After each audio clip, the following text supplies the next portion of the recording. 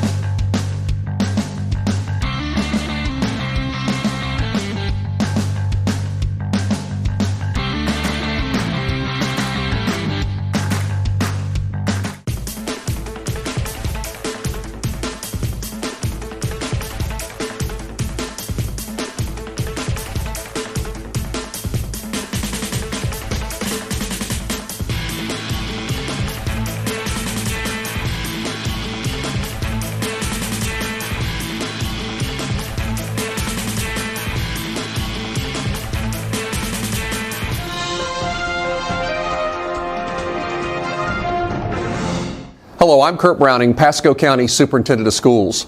In order to safeguard our schools, students, and staff, Pasco County will be taking affirmative action to decrease the disruption of our educational environment caused by students who engage in fights and similar misbehavior at school. For the vast majority of students and parents, this message is intended to let you know that I have heard the concerns from teachers, leaders, students, and parents. That I acknowledge that there has been an unacceptable number of fights and disruptions in our schools, and that I am taking action.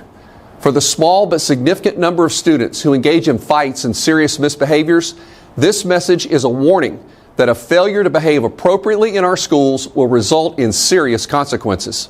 Starting today, Tuesday, March 22nd, we will no longer offer leniency when students engage in fights and similarly unacceptable behavior. From this point on, Pasco County Schools will impose the strictest disciplinary measures available against all students who engage in fights, physical attacks, battery, or similar physically abusive and disruptive acts. In other words, I'm directing principals to recommend the expulsion of any student who engages in acts of physical violence. This is a significant departure from the lenient stance we have taken before, a stance that I believe has emboldened students to engage in unacceptable behavior because they have no fear of consequences. Physical altercations at school are never appropriate, and no number of fights is acceptable. But this year, at some schools, the number of fights has reached an alarming level. We must and we will put an end to it. Parents, I'm asking for your support. Please discuss with your students the acceptable and appropriate behavioral expectations in all school-related activities, including but not limited to the classroom and the bus. There will be serious consequences for inappropriate behavior, and your help is needed to ensure students are aware of how such actions will negatively impact them and their future. We have sent an email to all families and all staff, notifying everyone of the steps we are taking. I urge you to read it carefully and take heart. We have no wish to expel students. We want them in school and in class, learning. At the same time, we owe it to students and staff to do everything we can to ensure a safe learning environment free of violence and disruption.